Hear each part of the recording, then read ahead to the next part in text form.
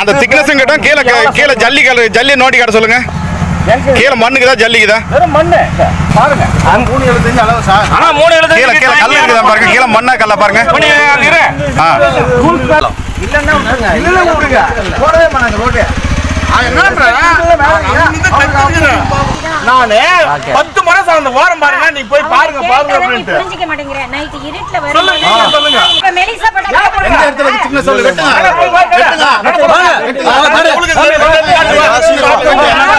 Madam சொல்லுங்க. ஒரு கான்ட்ராக்டர்னா பொறுமையா பேசணும்.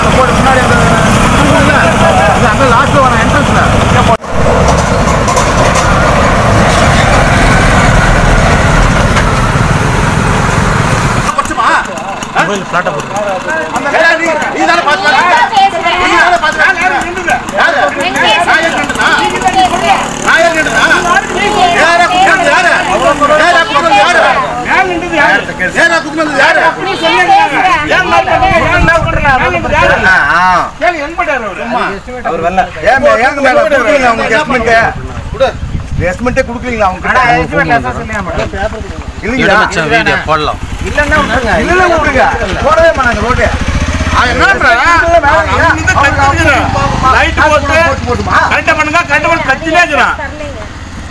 இல்ல அது விடுங்க. எஸ்டிமேட்ல அசஸ் இல்லனா பிரச்சனை இல்ல விடு மேடம். நானே 10 மனசு அந்த ஓரம் பாருங்க. நீ போய் பாருங்க அப்படின்ட்டு புரிஞ்சிக்க மாட்டேங்கற. நைட் இருட்ல வர சொல்லுங்க. நாங்க எதனா ஒரு 8 தொட்டு 1 இன்ச் தான் குறச்சனா. நீங்க சொல்லுங்க. நான் தொட்டு 1 இன்ச் குறச்சனா. பாரு நீ உங்களுக்கு ஆபரேட்டருக்கு சொல்ல. தொட்டு நீ என்ன தொடுற? மாத்தி சொல்லுங்க. இங்க பாரு நீ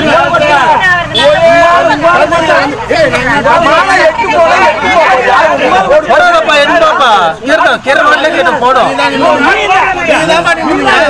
போடுனா சொல்லுங்க. தார் ரோட் பணம் கொடுக்காதீங்க. உப்பு கவர்மெண்ட் சும்மா செஞ்சிருவீங்க. லெவல் வெச்சா தான் கட் பண்ணுங்க. லெவல் போய் நேரா சொல்லுங்க. மெலிசா இருக்கு. இந்த திருப்பி இழுக்க முடியாது மேடம். இப்ப மெலிசா பட்ட எந்த இடத்துல சின்ன சொல்லு வெட்டுங்க.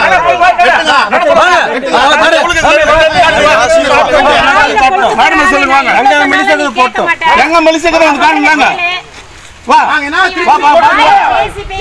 எல்லார்கிட்டயும் கெட்ட பேர் வாங்கிட்டு இருக்க நீ. பரவாயில்ல விடுங்க. என்ன அவங்க என்ன இந்த எட்ஜ்ல எனக்கு திக்னஸ் கொஞ்சம் கொடுங்கன்னு கேக்குறாங்க. வேற என்ன கேட்டாங்க உன்ன? வேற என்ன கேட்டாங்க உன்ன? பாரு நீங்க பாருங்க. திருப்பி போடு. சரி நீ போய் பாத்துட்டு சொல்லு. ஆனா விடுங்க போடுங்க. நீ போய் பாத்துட்டு சொல்லுப்பா. சும்மா வாயால பேசி கெட்டு போகாதேன்றாங்க. ஒரு கான்ட்ராக்டர்னா பொறுமையா பேசணும். அது மாதிரி கவர்மெண்ட்ல கொடுக்கறாங்க. 2 லோடு ஒரே லோடு போட சொல்லி. லோடு என்ன லோடு அது மட்டும் செய். 2 லோடு போடுறது இன்னவன் போட சொல்லி விட கவர்மெண்ட். இது போடவே இல்ல போடியா. என்ன சொல்றாங்க? ஒரே லோடு போட்டு போய் சொல்லி இல்ல மேடம் சொல்றாங்க. ஆமா சார். அந்த இது பஞ்சு போறாரு. இது நம்ம அவங்க ஆகல கேரட். ஏய் நீ பாரு போறீங்க. அனாதிக்கு பாக்கலமா. அவங்க நம்ம பாருங்க எப்படி பேசுறாரு அவர் எம்எல்ஏ. நீ ஏன் பாரு போறீங்க? நீ ஒரே ஆட்கள் அதை வந்து எம்எல்ஏ சொல்லுவாங்க. ஒழுங்கு இருக்குது.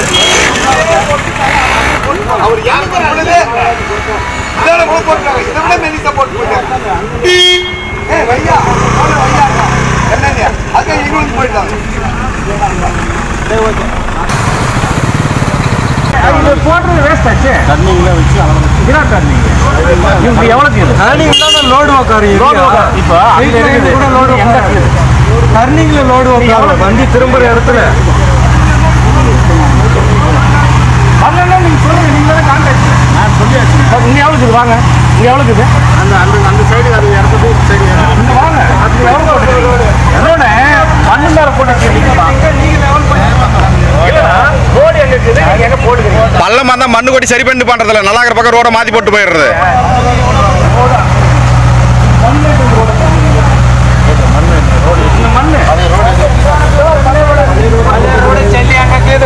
ஜல்லி 2 அடி அந்த பக்கம் இருக்குது. அந்த பள்ளத்துக்கும் அப்படிதான் மண்ணை கொட்டுங்கன்னா மண்ணை கொட்டாம தள்ளி தள்ளி போட்டு போயிடுறது.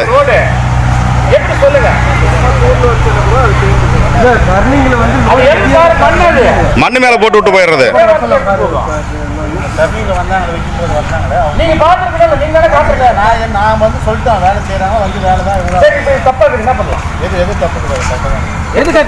ரோட தள்ளி போறது சரி.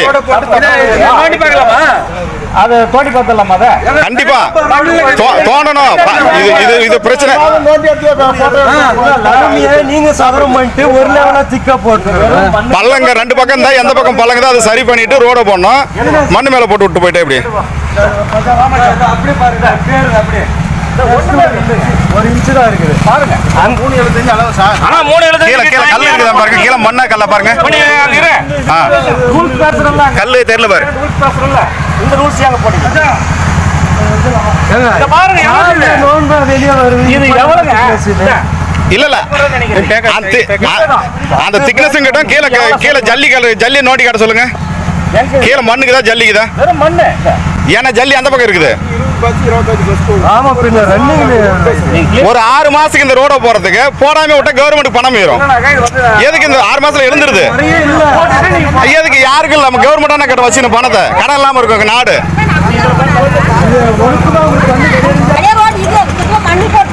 ரெண்டு சைடு லெவல் பண்ணிட்டு மண்ணை கரெக்டா கொட்டிட்டு கரெக்டா ரோட பார்த்து போடணும்.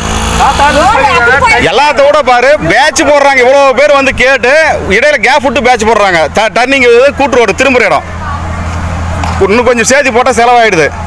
கவர்மெண்ட்டுக்கு மீதி தராங்க.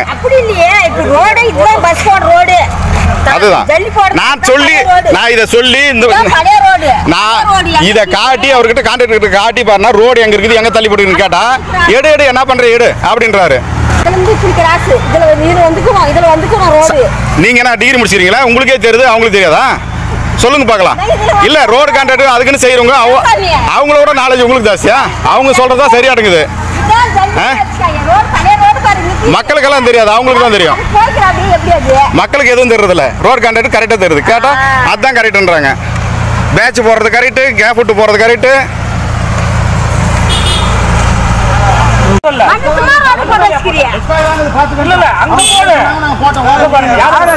யார் வீட்டுக்கார சொன்னாங்களா? வீட்டுக்கார எங்க? ஏன்னா அந்த பக்கம் தள்ளி நீங்க போட சொன்னீங்களா? அவங்க போட சொன்னாங்களா? அந்த பக்கம் அவர் சொல்றது அந்த பக்கம் தள்ளி அவங்க போட சொன்னாங்களா? கேளு.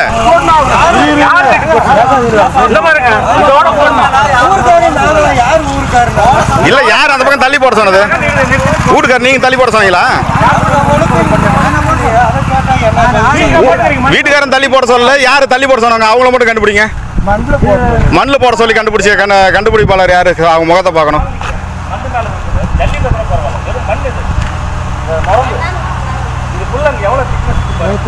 ரோடு எல்லா இடத்துலயும் அப்படிதான் இருக்குது. மெஷர்மெண்ட் பார்த்து பள்ளம் பார்த்து மண்ணை கொட்டுறதுல நான் அந்த இடத்துல எத்தனை டைம் சொல்லி பார்த்துருக்கேன். மண்ணை கொடுங்கன்னு கிடையாது. எங்க மேடாக்குது அந்த பக்கம் ரோட போட்டு போயிடுறது. தள்ளி போட்டா போட்டோம் இல்லையா?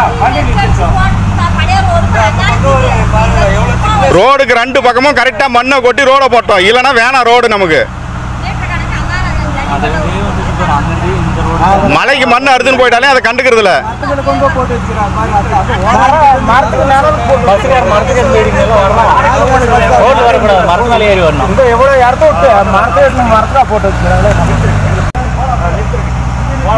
தள்ளி போறதா போடுங்க.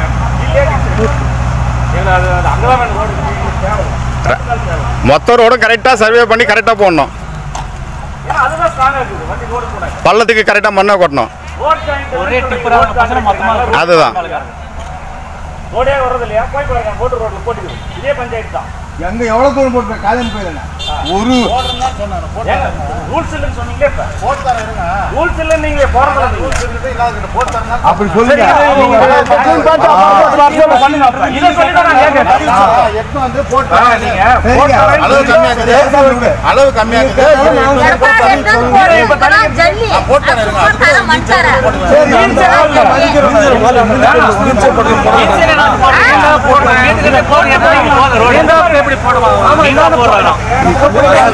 அல்வா கொடுக்கறதுக்கு யார் வழி எதனா கிதா பாருங்க மீன் தான் போட்டு போறாங்களா ஏப்பா மீன் தான் சாப்பிட போறோம் அது வரைக்கும் தொலை வருன்றாங்களா அந்த கணக்காக போயிடுச்சு இதெல்லாம்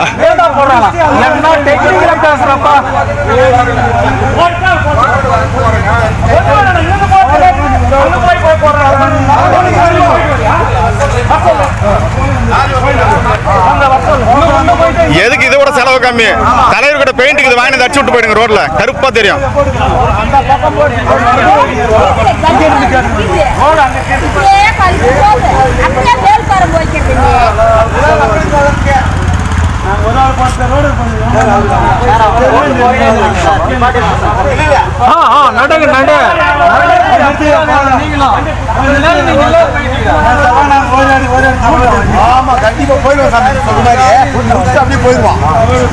கருப்பு பெயிண்ட் அடிச்சு போக சொல்லுங்க நேரத்துக்கு இது செலவு ஜாஸ்தி கருப்பு பெயிண்ட் கரையானது முடிஞ்சு போச்சு அவ்வளவுதான் தலைவர் கிட்ட பெயிண்ட் மீந்துக்கு கேளுங்க கொஞ்சம் எக்ஸ்ட்ரா அடிச்சு விட்டுலாம் கேட்டு நாம அடிச்சுக்கலாம் அந்த கூலி கூட உங்களுக்கு வரும்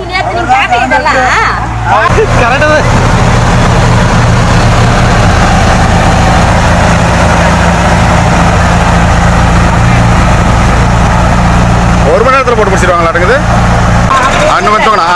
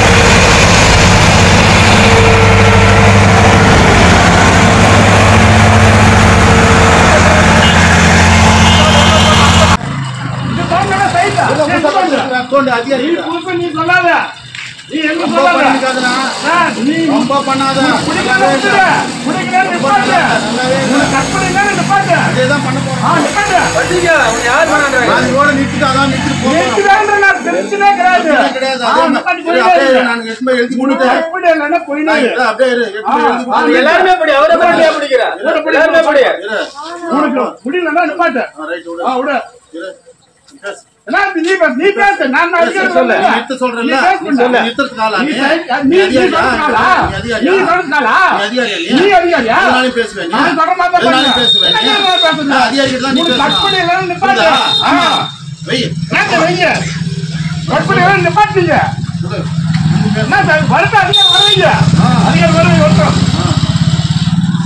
அங்க காமிச்சா ரைட்டு இது பாரு எவ்வளவு இருக்கு 50 சென்டிமீட்டர் நீ இங்க பாருன்றல இங்க பாரு இது பிடிங்க அந்த கம்பி நேரா பிடிங்க இங்க பிடிங்க அது புரியுது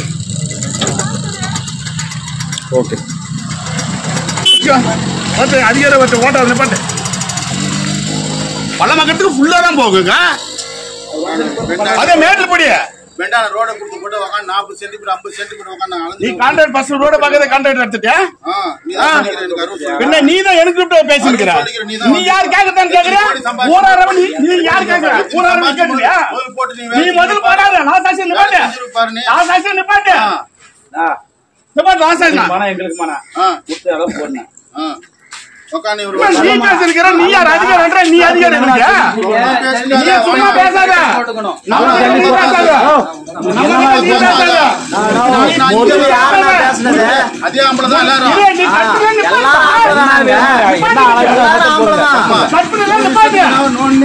நீ எதுக்கு நீ நோட்ற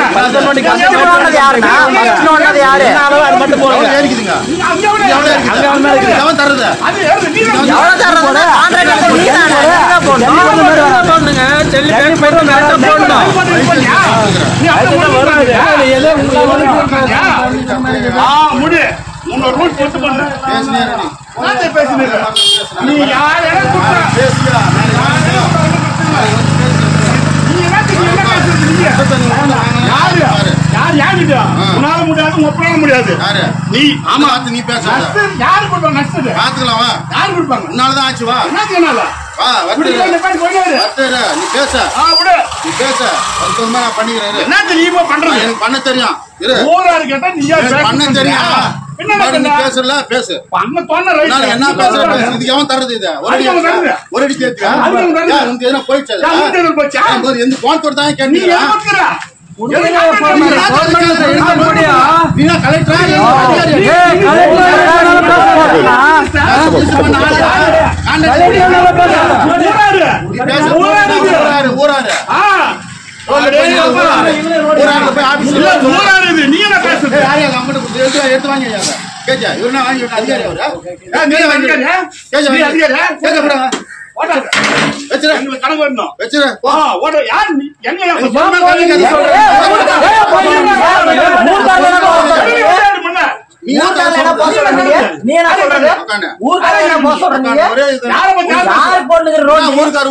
ஊருக்கு தான் வேலை தான் செஞ்சு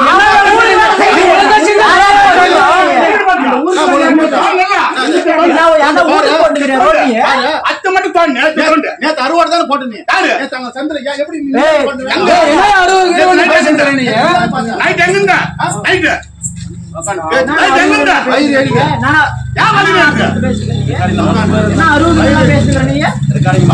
திருப்பி போடுறீங்க ஒரு மனசாட்சி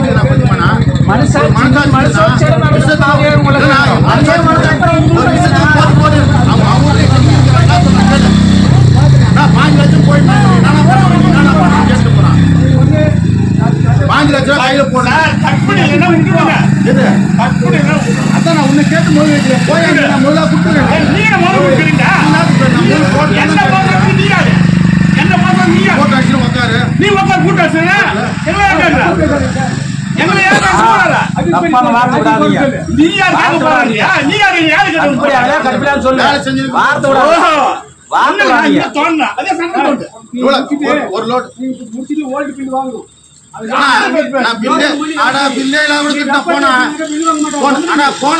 அதெல்லாம் எனக்கு தெரியும் அதிகாரி தெரியும் வயிறு இருக்கிறான் போனா அவன் அதான் அது மாதிரி எங்க மக்கள் தாத்தா இதெல்லாம் உங்களுக்கு கற்பனை எல்லாம் நிப்பாட்டு சரியில்லை நிப்பாட்டு பிரச்சனை கிடையாது. நீ யாரு காசா உன் காசா போற நீ நீ 1000 பேர் லஞ்சம் கொடுப்ப அதிகமா சொல்ற ஒத்துக்கணும் சென்ட்ரல் தோணுனா நீ 1000 பேர் லஞ்சம் பாரு லஞ்சம் கொடுத்து போடு என்ன பண்ணிக்க நீ கவர்மெண்ட் ரூல்ஸ் போடு இல்ல நீ யாரு கேட்க சொல்ற நீ யாரு நீ ரூல்ஸ் பிரகாரமே போடு ஒரேடி போட மாட்டா நீ வரல ரூல்ஸ் என்ன அத மட்டும் போடு நல்லா கேக்குறா எவ்வளவு 4 லோட் எவ்வளவு அவ சைடுலலாம் போடு வெட்டி பாரு வா எவ்வளவு ஏறுது கலவா கண்டல நான் ராஜே நின்னு போறீங்க நான் கண்டல ஓடில சைடு இந்த சைடுல கலவுக்குறா ஓடில சைடுல கலவுக்கு இல்லன்னு சொல்ற நம்ம பரவாயில்லை நம்ம என்ன நீ போடுங்க ஓய்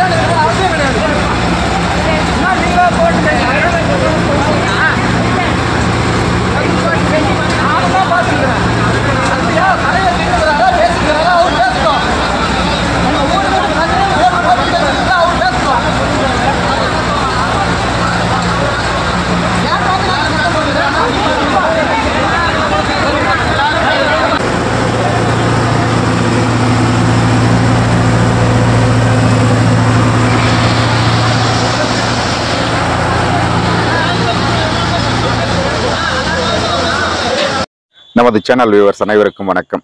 இந்த வீடியோனுடைய நோக்கம் யார் மனதையும் நோக்கடிக்கவோ இல்லை யாரையும் காயப்படுத்தவோ கிடையாது. இதில் வந்து நம்ம ரோட் கான்ட்ராக்டரை பற்றி நம்ம நிறைய பேசியிருப்போம்.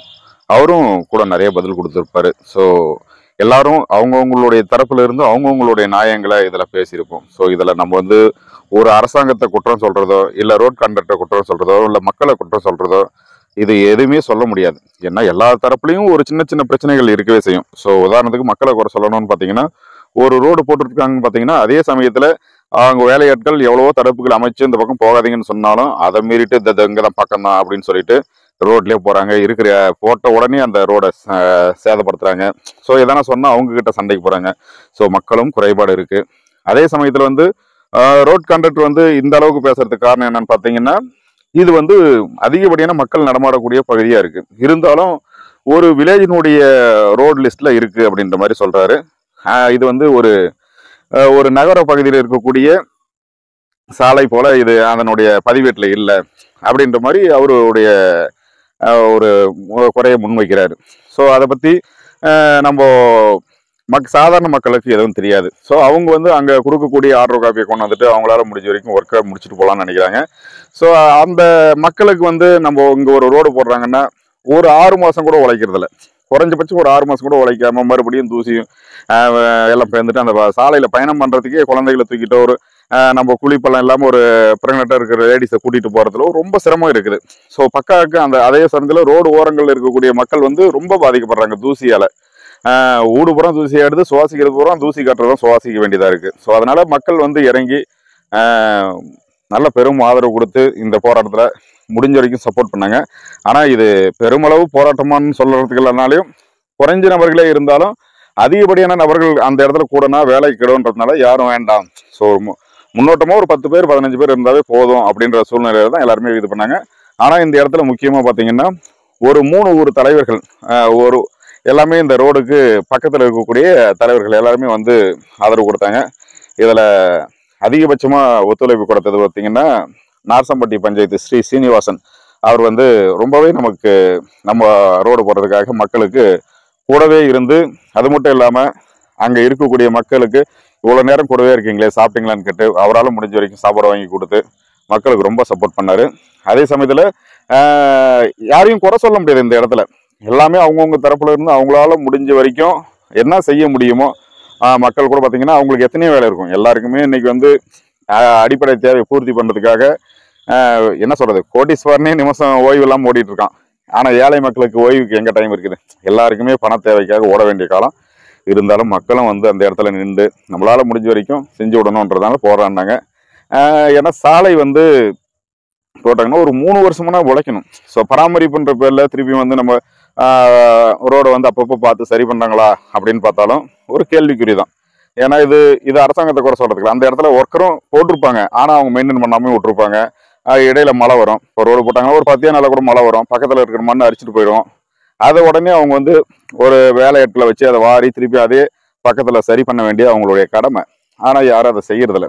ஏன்னா ரோடு போடுறவங்களும் என்ன பண்ணுறாங்க, எவ்வளோ மண்ணை கொட்டி எவ்வளோ செலவு பண்ணுறத குறைக்க முடியுமா அவங்க, ஏன்னா அந்த டார்கெட்டுக்குள்ளே செய்யணும். அது சில பல கணக்குகள், நம்ம அதை பற்றி விரிவாக பேச வேண்டிய அவசியமும் இல்லை. ஆனால் நாளுக்கு நாள் வந்து நாடு வந்து முன்னேற்றத்தை நோக்கி தான் போகுது. குறைபாடுகள் குறைக்கப்படுது, அதிகப்படுத்தப்படலை. ஏன்னா இந்த காலம் வந்து மாறிடுச்சு, மக்கள் வந்து கேள்வி கேட்கக்கூடிய காலமாக ஆயிடுச்சு. அதனால கண்டிப்பாக குறைபாடுகள் குறைக்கப்படுது. அதே சமயத்தில் இந்த கான்ட்ராக்ட்கார அவருடைய பணத்திலேருந்து கண்டிப்பாக இந்த ஆர்டரில் அவருக்கு லாஸ் கூட வந்திருக்கலாம். ஏன்னா மிகப்பெரிய லாஸை கூட சந்திச்சிருக்கலாம். ஆனால் நம்ம இங்கே போராடினவங்களாம் என்ன சொன்னாங்கன்னா, சார் உங்களுக்கு கண்ட்ரோல், அதாவது உங்களுக்கு அதில் லாபம் இல்லைன்னா உங்கள் கைகாசை போட்டு செய்யாதீங்க, முடியலன்னா நாங்கள் கேட்குற மாதிரி செய்ய முடியலன்னா நீங்கள் அதிகாரிகிட்ட சொல்லிட்டு நீங்கள் வேலையை கூட நிப்பாட்டிக்கங்க, நாங்கள் வந்து பேசிக்கிறோம் அப்படின்னு தான் சொன்னாங்க. இருந்தாலும் அவர் வந்து ஸ்டார்டிங்லேயே சொல்லியிருந்தா கூட அந்த கான்ட்ராக்ட்காரு வெளியில் விலகி இருக்கலாம். ஏன்னா எந்த ஒரு பிரச்சனையும் வந்து முதல்ல தெரியும் போது சரி உடுப்பா நமக்கு இது கட்டுப்படி ஆகாது அப்படின்னு விலகிடலாம். அவரும் வந்து ஒரு 50% ஒர்க்கை முடிச்சுட்டாருன்னு வச்சுங்க. அவரோட சைடில் மண்ணு கொட்டி முடிஞ்ச அளவுக்கு பெருக்கி அதை எல்லாம் கொத்தி என்னென்ன பண்ணுமோ அத்தனையும் வேலையும் அவங்களும் செஞ்சுட்டாரு. நிறைய சைடில் ஜல்லியை கொண்டாந்து கொட்டி என்னென்ன வேலை செய்ய முடியுமோ நிறைய செஞ்சார் அவரும். அப்படின்னும் போது வந்து 50% முடிஞ்ச பின்னாடி அவர் வெளியே போனாலே அவருக்கு பில் பாஸ் பண்ணுறதுல பிரச்சனைகள் இருக்கலாம். நம்ம அவங்கவுங்க தரப்பு பக்கத்தில் நியாயத்தை பார்க்கும்போது அவர் சைட்லேயும் நிறைய பிரச்சனைகள் அவருக்கும் இருக்குது. ஆனால் இப்போ இருந்து எல்லாமே என்ன கற்றுக்க வேண்டியதாக இருக்குன்னா, கான்ட்ராக்ட்காரங்களாக இருந்தாலும் யாராக இருந்தாலும் உங்களுக்கும் பல கோடி நீங்களும் முதல் போட்டு தான் மிஷினை வாங்கி வச்சிருப்பீங்க, பல ஆட்களை கையில் வச்சு அவங்களுக்கு சேலரி கொடுத்து ஒவ்வொரு ஒர்க்காக செய்ய வேண்டியதாக இருக்கும். நீங்கள் என்ன பண்ணணும்னா அந்த பகுதியில் இருக்கிற தலைவரை கூப்பிட்டு, சார் இந்த மாதிரி இந்த இது போடணும்னா இந்த கண்டிஷனில் மட்டும்தான் போட முடியும், போடலாமா இல்லை வேண்டாம்னா நாங்கள் இந்த ஆர்டர் எடுக்கல, இந்த கான்ட்ராக்ட் எங்களுக்கு வேண்டாம், நாங்கள் வேறு கான்ட்ராக்ட் கூட செஞ்சுக்கிறோம் அப்படின்னு விளைவிக்கலாம். ஏன்னா ஒரு ஒர்க்கை பாதி வரைக்கும் செஞ்சுட்டு அதுக்கப்புறம் முடியாமல் இல்லை அதை முடிச்சே ஆனன்ற கட்டாயத்தில் அவர் நஷ்டப்பட்டு செய்கிறதும் கஷ்டமான விஷயம் தான். யாரையும் கஷ்டப்படுத்தணுன்றதில்ல. இது அரசாங்கம் வந்து கொடுக்கக்கூடிய ஃபண்டை கரெக்டாக கொண்டு வந்து கடைசியில் சேர்க்கும் போது மக்கள் அதை மேற்பார்வையிடுறதுல எந்த தவறும் கிடையாது. ஒரு அரசு அதிகாரி தான் வந்து பார்வையிட்டு அதை சரி பண்ணணுன்றதெல்லாம் கிடையாது. ஏன்னா எத்தனையோ இடங்களில் இப்போ இந்த ரோட் கான்ட்ராக்டர் விஷயத்துலேயே நான் முன்னாடியே சொல்லியிருப்பேன், அவங்களுக்கு தெரியாத விஷயமாம்மா, ஏமா நீங்கள் இப்போ என்ன நீங்கள் இதில் எதனா எக்ஸ்பீரியன்ஸ் உங்களுக்கு என்ன இருக்குது, என்ன டிகிரி எதனா முடிச்சிருக்கீங்களா அப்படின்னு மாதிரி சும்மா ஒரு காமெடி ஒரு கொஸ்டின் கேட்டிருப்பேன். பார்த்தீங்கன்னா இது எதுக்காக கேட்டேன்னு பார்த்தீங்கன்னா, ஒவ்வொரு துறையிலையும் அதுக்கான எக்ஸ்பீரியன்ஸ் என்ன சொல்றது, எக்ஸ்பீரியன்ஸ் சொல்ல தெரியல, அதில் அனுபவம் வாய்ந்த நபர்கள், இங்கிலீஷில் பேசினா நமக்கு தவறு வரலாம், நம்ம தமிழ்காரங்களை தமிழ்லேயே பேசுகிறோம். ஸோ ஒவ்வொரு துறையிலையும் அனுபவம் வாய்ந்த நபர்கள் நிறைய, அவங்க அந்த பணிக்கு அமர்த்தும் போகிறதுக்கு முன்னாடியே அவங்களுக்கான அனுபவம் நிறைய அதில் இருந்தால் தான் அந்த பணிக்கு நியமிக்கிறாங்க. அப்படி இருக்கும்போது அந்த இடத்துல வந்து ஒரு தவறு நடக்குதுன்னா அப்போ நம்ம என்ன பண்ண முடியும்?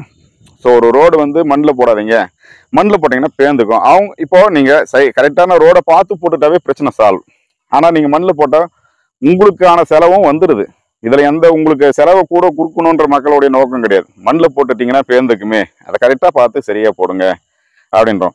இல்லை கான்ட்ராக்ட் வாங்கும் போதே ரோடு கொஞ்சம் கோணமாக இருந்தாலும் அந்த மிஷின் வந்து பார்த்தீங்கன்னா இப்போ என்ன சொல்கிறது, சிங்கப்பூரெல்லாம் பார்த்தீங்கன்னா இதெல்லாம் கிட்டத்தட்ட ஒரு 25 வருஷத்துக்கு முன்னாடியே நம்மளாம் பார்த்துருக்கோம். அருமையாக அப்படியே முன்னாடி போயிட்டே இருக்கும், பின்னாடி ரோடு போயிட்டே இருக்கும், பின்னாடி வாகனங்கள் போயிட்டு இருக்கும், எங்கேயுமே டிராஃபிக் ஜாம் ஆகாது. ஸோ கிட்டத்தட்ட ஒரு 50% இப்போ வந்து நம்ம வெளிநாடுகளில் பயன்படுத்தக்கூடிய இயந்திரங்களை கொண்டு வந்து இப்போ நம்ம ஊர் கிராம பகுதிகளில் ரோடு போடுறாங்கன்னும் போது ரொம்ப ஒரு மகிழ்ச்சியாக இருக்குது. அப்படி இருக்கும்போது இந்த மாதிரி கருவிகள் எல்லாம் இருக்கும்போது இதில் என்ன பண்ணுதுன்னா நேர்படுத்தி தான் போகும். ஏன்னா சின்ன சின்ன வளைவுகள் அங்கங்கே, ஏன்னா கிராமப்புற சாலைகள்னும் போது நேராகவும் கருதலை, நிறைய வளைவு நெளிவு இருக்கும் போது அவங்களால சரி பண்ண முடியாமல் கொஞ்சம் ஒதுங்கி கூட போகிறதுக்கு வாய்ப்பும் இருக்குது. ஸோ இந்த மாதிரி வரும்போது என்ன பண்ணணும்னா அதில் இன்னொன்று, அந்த ரோட் கான்ட்ராக்டுக்கு மிகப்பெரிய லாஸ் என்னன்னு பார்த்தீங்கன்னா, ரோடு வந்து எப்பயுமே வந்து சென்டர் பகுதி மேடாகவும் சைடில் பள்ளமாகவும் இருக்கும். அதனால என்ன ஆகுன்னா இவங்களுக்கு ஒரு குறிப்பிட்ட ஒரு அளவு கொடுத்துருக்காங்கன்னு வச்சுங்க, ஒரு எடுத்துக்காட்டுக்கு 20 mm கொடுக்குறாங்கன்னு வச்சுங்க. 20 mm நம்ம மக்கள் வந்து சென்டர் பகுதியை மட்டும்தான் நோட் பண்ணுவாங்க, ஏன்னா அதுதான் மேடான பகுதி. அந்த இடத்துல சரியாக இருந்தால் ஓகே நாங்கள் கேள்வி கேட்க மாட்டோம்னு அவங்க சொல்லுவாங்க. ஆனால் கான்ட்ராக்ட்காரங்க என்ன பண்ணுறாங்க, எங்களுக்கு வந்து செலவு குறையணும்னா நாங்கள் ஓரத்தில் கணக்கு காட்டுறோன்றாங்க. ஓரத்தில் கணக்கு காட்டினா சென்டரில் ஓரத்துக்கும் சென்டருக்குமே கிட்டத்தட்ட ஒரு 1/2 அடி டிஃப்ரெண்ட் கூட நிறைய மேடான அந்த ரோடனுடைய அமைப்பு நிறைய இடங்களை நீங்களே பொதுமக்களே நிறைய இடங்களை பார்த்துருப்பீங்க. அப்படின்னும் போது இதில் கான்ட்ராக்ட்காருக்கும் லாஸ் தான். ஏன்னா மேடு மேடு பள்ளம் நிறைஞ்ச ரோட்ல இந்த மாதிரி ஒரு மிஷினை வச்சுன்னு போடும்போது அவங்களுக்கு மிகப்பெரிய லாஸ் இருக்கும். அப்போ என்ன பண்ணணும் சார், இந்த மாதிரி ரோட்ல இப்படி போட முடியாது, அப்படி போடுறதா இருந்தால் எங்களுக்கு இந்த பில்லை வச்சுன்னு எங்களால் அந்த வேலையை முடிக்க முடியாது அப்படின்னு சொல்லிட்டு அவங்க ஆர்டர் முதல்ல ஒரு கேன்சல் பண்ணிட்டு இருக்கலாம். ஏன்னா முற்காலத்தில் வந்து யாரும் கேள்வி கேட்கல, ஏதோ ஒன்று பண்ணிட்டு போயிட்டாங்க, முடிச்சுட்டாங்க. ஆனால் இப்போ நிறைய மக்கள் கேள்வி கேட்கறதுனால தயவு செஞ்சு கான்ட்ராக்ட் எடுக்கிறவங்க நீங்க தெளிவா ஒரு ரோட பாருங்க. உங்களுக்கும் ஒரு குடும்பம் தான், நீங்களும் ஒரு 10 ரூபா சம்பாதிக்கணும் தான். யாரும் இந்த இடத்துல வந்து நஷ்டப்படணுன்றது கிடையாது. இன்னைக்கு என்ன சொல்றது, வெறும் கையோட போற ஒரு என்ன சொல்றது, ஒரு ஹெல்பர் வேலைக்கு போறவங்களுக்கு கூட அடிப்படை ஒரு 500 ரூபா ஊதியம் கிடைக்கக்கூடிய காலம். ஸோ நீங்க லட்சக்கணக்காக அதில் கோடிக்கணக்காக முதல் போட்டு மிஷின்களை வச்சு பல பேர் ஆட்களை வேலைக்கு வச்சுட்டு நீங்க அந்த இடத்துல வந்து உங்க கை காசை போடுறது வந்து மிகப்பெரிய வருத்தமான செயல். அந்த மாதிரி செயல் வராமல் இருக்கிறதுக்கு காலத்துக்கு ஏற்ப நீங்களும் கொஞ்சம் உங்களை நீங்க அப்டேட் பண்ணிக்கிறீங்கன்னா சிறப்பா இருக்கும். இது மாதிரி எந்த இடத்துலையும் இதுக்கு மேல வரும்போது நஷ்டப்படாம இருக்குன்னா இந்த ஒரு வீடியோ எல்லாருக்கும் ஒரு முன் உதாரணமா இருக்கணும். இதை வந்து இந்த கட்சி வந்தா ரோடு சரி வராது, அந்த கட்சி வந்தா ரோடு சரி வராதுன்னு எதுவும் பொதுவாக பேசுறதில்ல. இதை சொல்ல போனா இந்த ரோடு வந்து 10 வருஷத்துக்கு முன்னாடி போட்ட ரோடு, 10 வருஷத்துக்கு முன்னாடி போட்டாலும் ஒரு வருஷம் கூட முழுசா நல்லா இருந்திருக்காது. அதன் பிறகு பார்த்தா மண் ரோட்ல பயணம் பண்ற மக்களுடைய வாழ்க்கை பயணமா தான் இருந்துச்சு. ஸோ இந்த ரோட்ல பயணம் பண்றவங்கள சராசரி 190 பேர் எப்ப கேட்டாலும் சொல்லுவாங்க, ஆமாங்க இப்படிதான் இருந்துச்சு, இப்பதாங்க போட்டிருக்காங்க, மனசுக்கு நிறைவா இருக்குன்னு. இன்னைக்கு இந்த ரோடு போட்ட பிறகு இதுல பயணிக்கிற குழந்தைகள் முதல் கொண்டு பெரியவங்க வரைக்கும் அதை பத்தி பேசிட்டு போயிட்டே இருக்காங்க. என்ன ஒரு விடிவு வேலை, என்ன சொல்றது, வாழ்க்கையில கிடைக்காத ஏதோ ஒரு சந்தோஷம் கிடைச்ச மாதிரி அதை ரசிச்சு மகிழ்ந்துட்டு அதுல பயணம் பண்றது என்ன சொல்றது, ஒரு பணக்காரங்க நல்ல ஒரு காஸ்ட்லி காரா வாங்கி அதுல பயணம் பண்ணும்போது என்ன ஒரு சுகம் அனுபவிப்பாங்களோ, இந்த ரோட்ல சைக்கிள்ல போற சாதாரண மக்கள் அது ஒரு மிகப்பெரிய ஒரு காஸ்ட்லியான ஒரு வாகனத்துல போற மாதிரி ஒரு ஃபீல் பண்றாங்க. ஏன்னா குழிப்பள்ளம் நிறைஞ்ச இந்த ரோட்ல பயணம் பண்ணும்போது எவ்வளவோ பிரச்சனைகள், தூசி, குழிப்பள்ளம் அதெல்லாம் கடந்து போனவங்க இன்னைக்கு வந்து ஸ்மூத்தான பயணத்தை பயணம் பண்ணும்போது மிகப்பெரிய லக்ஸுரி கார்னு சொல்ற மாதிரி அவங்களுக்கு இன்னைக்கு ரொம்ப சந்தோஷமா இருக்காங்க. ஸோ இந்த சாலை அமைக்கிறதுக்கு எத்தனையோ பேர் வந்து இதுல யாருக்காவது லாஸ் ஏற்பட்டாலும் அரசாங்கம் வந்து தயவு செஞ்சு கான்ட்ராக்ட் கொடுக்கும்போது அவர்களுக்கு சரியான முறையில கான்ட்ராக்ட் கொடுங்க. ஏன்னா அரசாங்கமும் வந்து யாருக்கும் கொடுக்கூடாது, கான்ட்ராக்ட்காரும் நீங்க வந்து எடுக்கும்போது சரியா பார்த்துட்டு எடுங்க. இந்த ரோடு இந்த அமைப்புல இருக்கு, இவ்வளவுதான் பண்ண முடியும்னு சொல்லுங்க. ஏன்னா அங்க அரசு அதிகாரிகள் உங்களுக்கு கான்ட்ராக்ட் கொடுக்கும்போது உங்களுக்கு நஷ்டமா கொடுக்கணுன்றதுல எவ்வளவு சார் இவ்வளவு கொட்டேஷன் கொடுப்பாங்க, நீங்க கட்டக்கூடியெல்லாம் நீங்க தான் சேர்த்து கேட்கணும். இல்ல இந்த கொட்டேஷன்ல தான் நீங்க செஞ்சு ஆகணும்னு யாரும் அதிகாரம் பண்ண முடியாது. ஏன்னா உங்களுக்கு விருப்பம் இருந்தால் இந்த ரேட்ல செய்யுங்க, முடியலன்னா வேற கான்ட்ராக்ட்காரங்க கேட்கறாங்களான்னு பார்ப்பாங்க. அப்படி இல்லாத பட்சத்துல இன்னும் கொஞ்சம் ரேட்டை உயர்த்தி சொல்லுவாங்க. ஸோ அதனால யாருக்கும் கான்ட்ராக்ட் போயிட கூடாது, நமக்கே தான் வேணும்ன்ற மாதிரி போராடி போட்டி போட்டு அந்த ஆர்வம் எடுக்காதீங்க. ஏன்னா நீங்க போட்டி போட்டு எடுக்கிறதுனால இந்த மாதிரி ஒரு சூழ்நிலை வரும்போது உங்களுடைய லைஃப் பாதிக்கப்படுது. அதனால தயவு செஞ்சு சரியான கான்ட்ராக்டை பார்த்து எடுங்க, நீங்களும் இருப்பேன் சம்பாதிங்க. அதே சமயத்துல வந்து மக்கள் வந்து அவங்களுக்காக யாரும் இந்த இடத்துல வந்து போராடல. இன்னைக்கு ஒரு நாள் ஏதோ நின்று உங்ககிட்ட பேசினா அவங்க காலம் பூரா அதில் பயணிக்கிற வயசானவங்க முதல் கொண்டு குழந்தைங்க எல்லாருமே சௌகரியமா பயணம் பண்ணலாமே, யாருக்கு எந்த இடைஞ்சலும் இல்லாம. ஏன்னா அவங்க வாழ்க்கையில ஒரு ஆடம்பர கார் வாங்கி அதுல பயணம் பண்ண முடியாது. அட்லீஸ்ட் இதுல போகும்போது ஒரு சைக்கிள்லேயே போனாலே அந்த இதமான பயணத்தை அவங்க ரசிக்கணும்னு நினைக்கிறாங்க. அந்த ஒரு சின்ன சந்தோஷத்தையாவது கொடுங்க. அவங்களுக்கு தடையா இருக்கிற மாதிரி ரோட போட்டு விட்டு ஒரு 6 மாசத்துக்கெல்லாம் போயிட்டு காலம்புறம் அவங்க போகும்போதெல்லாம் கஷ்டப்பட்டுட்டே இருக்கிற மாதிரியும் அந்த ரோட்டோரம் வாழ்ற வாழ்க்கையை கொஞ்சம் யோசிச்சு பாருங்க. ஒவ்வொரு வண்டி போனாலும் அதில் வரக்கூடிய தூசி பக்கத்தில் இருக்கக்கூடிய வீடுகளுக்கு போகுது. அந்த வீட்டில் வாழ்றவங்களுடைய நிலைமை என்னன்றது யோசிங்க. சுத்தம் பண்றது ஒரு கொடுமைன்னா அதை சுவாசிச்சு வாழ்றது எவ்வளவு பெரிய கொடுமைன்னு யோசிச்சு பாருங்க. ஸோ அதனால இதுல எல்லார் பக்கத்துலையும் தப்புன்னு சொல்லணும்னா தப்புன்னு சொல்லிடலாம். ஆனா தப்புன்னு சொல்லாம எல்லாருமே சரியா செயல்பட முயற்சி பண்ணுவோம். தப்பே இல்லாம ஒரு மனுஷனால வாழ முடியுமான்னா முடியாது. பட் இருந்தாலும் சரியா செய்யாமையே நம்ம வாழ்ந்துடணுமான்னு கேட்டீங்கன்னா இல்லை, தவறை நம்ம திருத்திட்டு சரி பண்ணிட்டு போறதுதான் மனிதனுடைய வாழ்க்கை சிறப்பா இருக்கும். நம்ம ஒவ்வொரு நாளும் நம்மளால முடிஞ்ச தவறுகளை திருத்திக்கணும். இல்ல நான் லைஃப்ல தவறே செய்ய மாட்டேன் அப்படின்னு யாராலையும் சொல்ல முடியாது. தவறுகள் இருக்கும், தெரியும். இதுக்கு முன்னாடி ஏதோ ஒரு சூழ்நிலை சந்தர்ப்பம் அப்படி செஞ்சாலும் இனி வரும் காலங்களில் மக்கள் எப்படி நடந்துக்கணுன்றதுக்கு இந்த ஒரு வீடியோ உதாரணமா இருக்கும். அது அங்கே பார்த்தீங்கன்னா அந்த தாருடைய அளவு எவ்வளோ வைக்கணும், எத்தனை சென்டிமீட்டர் வைக்கணும் அப்படின்ற அளவோட அந்த கம்பியை மெஷர் பண்ணிட்டு அதுக்கப்புறம் ஏற்றுறதுக்கு அதுக்கு முன்னாடி பார்த்தீங்கன்னா ஒரு ஸ்டேரிங் மாதிரி வச்சுட்டு இருப்பாங்க. அந்த ஸ்டேரிங் மாதிரி திருப்பும் போது மேலே ஏறதும் கீழே இறங்குறதும். ஸோ சாதாரண மக்களே நீங்கள் பார்த்து கேள்வி கேட்கலாம், சார் இன்னும் கொஞ்சம் மேலே ஏற்றுங்க, ஏன் ஏற்றலாம், அவங்க திருப்புறாங்களா, நம்ம சொன்னதுக்கு அவங்க அக்செப்ட் பண்ணிட்டு வேலை செய்கிறாங்களா இல்லையா பார்த்து கேட்கலாம். அதே மாதிரி இந்த அளவு தானா, ரைட் ஓகே, அதுக்கு மேலே அவங்களே டிஸ்டர்ப் பண்ணால் அவங்க கை காசு போட்டு செய்ய வேண்டியதாக இருக்குது. ஏன்னா ஒரு ஆர்டர் கொட்டேஷன் பண்ணும்போது ஒரு லாபம் எத்தனை பர்சன்டேஜ் வரணும், அதுக்கு எவ்வளோ மூலதனம் தேவைப்படும், எல்லாத்தையும் கால்குலேஷன் பண்ணி தான் அந்த இடத்துல ஒரு கால்குலேஷன் பண்ணுறாங்க. பட் இருந்தாலும் அதை தாண்டி சின்ன சின்ன செலவுகள், நாம் எதிர்பார்க்காத செலவுகள் கூட அந்த இடத்துல வரும். ஏன்னா எப்பயுமே நம்ம கணக்கு போட்டு இலக்கை நோக்கி பயணம் பண்ணுறதுக்கு முடியாது. எவ்வளோதான் நம்ம இலக்கை நோக்கி இதுதான் போகணும்னு நினச்சி நம்ம இலக்கை நோக்கி எந்த ஒரு திட்டங்களை கொண்டு போனாலும் சிதறும். வாழ்க்கையில் வந்து யாருக்கும் சரி 100% முடியாது. ஸோ இன்னைக்கு ஒரு சராசரி ஒரு கூலி வேலைக்காரன் கூட நான் ஒரு நாளைக்கு 500 ரூபா சம்பாதிக்கிறேன் போது, அதே மாதிரி வந்து ஒவ்வொரு துறையில் இருக்கிறவங்களுக்கும் இன்னைக்கு அடிப்படையே இவ்வளோ வருமானம் வரணும்னு நினைக்கிறாங்க. இன்னைக்கு ஒரு 10 ரூபா போட்டால் எனக்கு அதுலேருந்து ஒரு இன்னொரு 5 ரூபா லாபம் கிடைக்குமான்ற எதிர்பார்க்குற காலம். அப்படி இருக்கும்போது கோடிக்கணக்காக முதல் போடுறவங்க அவங்களுடைய லைஃபையும் யோசிக்கணும். அவங்க அந்த கோடின்றது வந்து சும்மா அவங்கள தேடி வந்ததில்லை. இந்த கோடி அவங்கள சும்மா தேடி வந்ததில்லை. அவங்க வந்து கஷ்டப்பட்டு அவங்க சந்ததிகள் அவங்களுக்கு முன்னாடி இருந்தவங்க கஷ்டப்பட்டு அவங்க படிப்படியாக கொஞ்சம் கொஞ்சமாக சேர்த்து வச்சு அவங்க சேமிச்சுட்டே போகிறாங்க. இதில் லைஃப்பில் வந்து ஒருத்தன் கோட்டீஸ்வரர் இருக்கிறானா ஓகே அவன் எல்லாம் ஏமாத்துறான் அப்படின்ற மாதிரி யாரும் சொல்லக்கூடாது. ஏன்னா அவங்களுடைய வம்சவாளியாக சிக்கனம் பண்ணியோ கஷ்டப்பட்டு இல்லை ஒவ்வொரு நாளும் பிஸ்னஸ் பண்ணி அவங்க சேமிச்சுட்டு வந்திருப்பாங்க. ஆனால் சராசரியாக இன்னைக்கு நம்ம ஏழையாக இருக்கிறோன்னா நாம் கஷ்டப்பட்ட காசை சேமிக்காம ஒரு டெய்லி ஒயின் ஷாப்புக்கு ஒரு 1000-500 செலவு பண்ணுறது, ஆடம்பரத்தின் பேரில் செலவு பண்ணுறது, இந்த மாதிரி செலவு பண்ணிட்டு நான் ஏழ்மையாக இருக்குன்னு சொல்கிறதும் தவறு. அதே மாதிரி ஒருத்தர் பணம் வச்சுருந்தாங்கன்னா அவங்கள வேற மாதிரி பார்க்கறது தவறு. எல்லாருமே அவங்கவுங்க பணத்துக்கு கஷ்டப்பட்டுருப்பாங்க. ஏழை 1 ரூபாய் சம்பாரிச்சுதான் இருந்தாலும் சரி, பணக்காரங்க 1 கோடி ரூபாய் வச்சிருக்கிற சொத்தாக இருந்தாலும் சரி, எல்லாத்துடைய வருமானத்துக்கு பின்னாடியும் கண்டிப்பாக கஷ்டன்றது இருக்கு. ஸோ யாருடைய கஷ்டமான பணத்தையும் ஐயோ அவன் கோடி ரூபாய் வச்சுருக்கிறானே எனக்கு ஒரு 10 ரூபா தரலையான்ற மாதிரி நம்ம பேசக்கூடாது. நம்ம 10 ரூபாய் வச்சிருந்தாலும் நீங்க அதில் 10 ரூபாய் கொடுக்குறதா 10 ரூபாய் கொடுக்குறது உங்க விருப்பம். அது மாதிரி கோடி ரூபாய் வச்சிருக்கிறவங்க அந்த கோடி ரூபாயில 10 ரூபாய் கொடுத்தாலும் கொடுக்கலாம், கொடுக்க வச்சிருந்தாலும் வச்சுக்கலாம். ஆனா யாரும் கெடுக்கணும்னு மட்டும் நினைக்கூடாது. அடுத்தவங்க கிட்ட இருக்கிறது நம்ம கிட்ட வந்துடணும் அப்படின்னு நினைக்க கூடாது. இப்போ 10 ரூபா வச்சுருக்கிறவங்க கிட்ட நம்ம இது மாதிரி ஒரு கோடி பேர்கிட்ட நம்ம போடுங்கன்னா இன்னொரு 10 கோடி வருமேனு பணக்காரன்னு நினைக்க கூடாது. பணக்காரன் இங்கிட்ட ஏழை வந்து ஐயோ நான் ஒரு 10 கோடி வச்சுருக்கிறேனே நமக்கு 1 கோடி கொடுக்க கூடாதா அப்படின்னு நாமளும் நினைக்கூடாது. நாம உழைச்சி நமக்கு வேணும், அவங்க உழைச்சது அவங்களுக்கு வேணும். எல்லாருமே அவங்கவுங்க சம்பாரிச்சு பணத்தை அரசாங்கத்துக்கு செலுத்த வேண்டிய முறையான வரியை செலுத்தினா அரசாங்கமும் சிறப்பாக நல்ல திட்டங்களை கொண்டு வந்து நல்ல முறையில் இது பண்ணும்.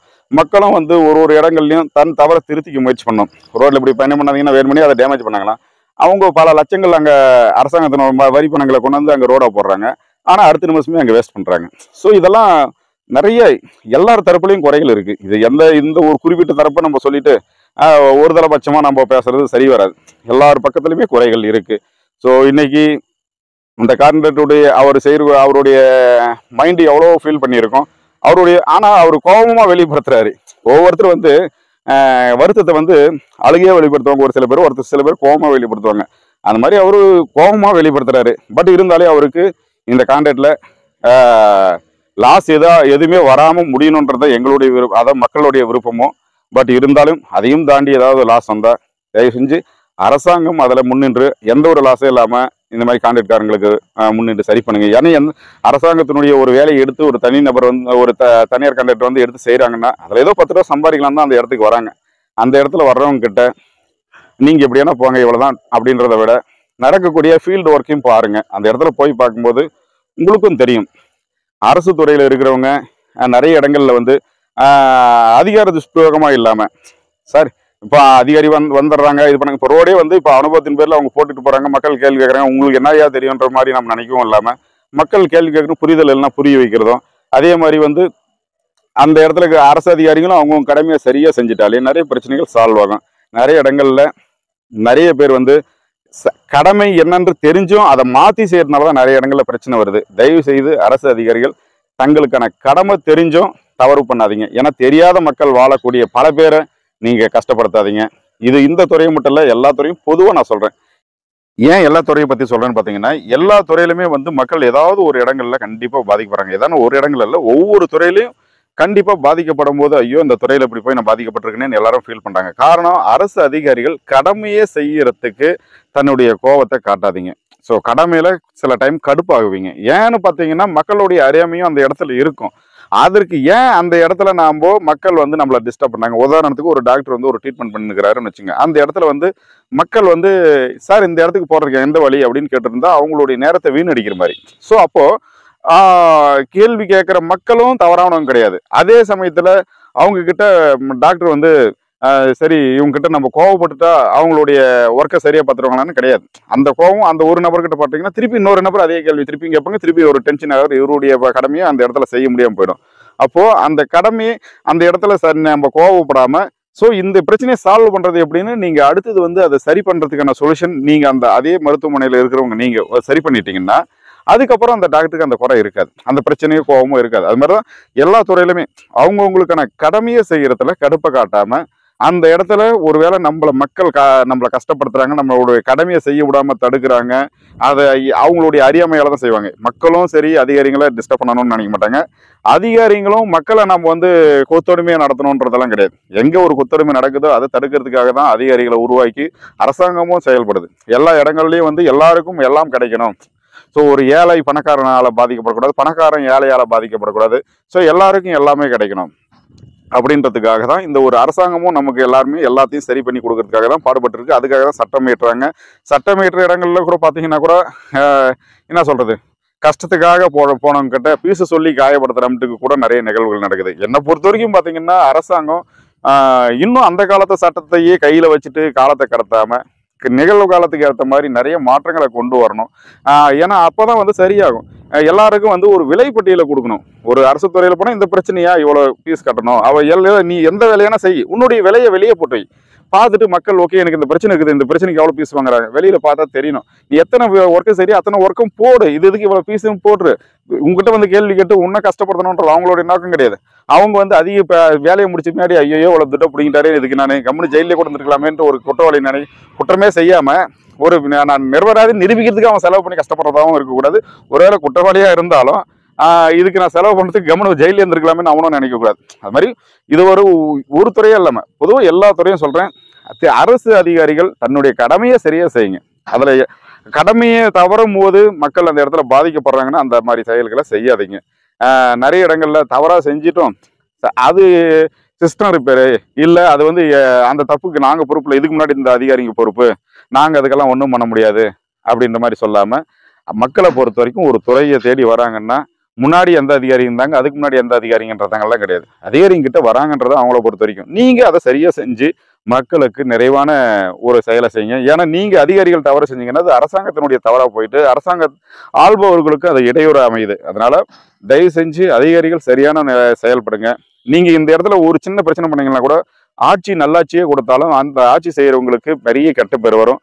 ஸோ அதனால நல்லாட்சி கொடுக்குறவங்களுக்கு நல்ல ஒரு சப்போர்ட் பண்ணணும்னா அதிகாரிகள் துணை நீக்கணும். ஸோ மக்களும் வந்து தவறுகளை குறைச்சிக்கணும். அதிகாரிகளுடைய நேரத்தை அதிக நேரம் அவங்களுடைய ஒவ்வொரு நிமிஷமும் பொன்னான நேரம், அவங்களுடைய நேரத்தை வீணடிக்காம நம்ம அவங்கள சரியான அணுகுமுறையில் அவங்களுக்கான ரெஸ்பான்ஸ் கொடுக்கணும்.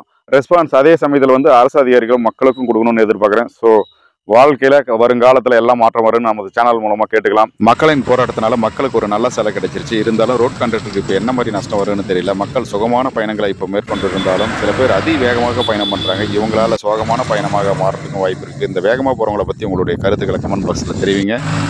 நன்றி.